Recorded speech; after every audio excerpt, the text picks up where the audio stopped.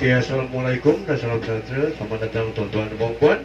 Saya bagi pihak Melaka River Cruise mengucapkan ribuan terima kasih kerana menggunakan mata Melaka River Cruise.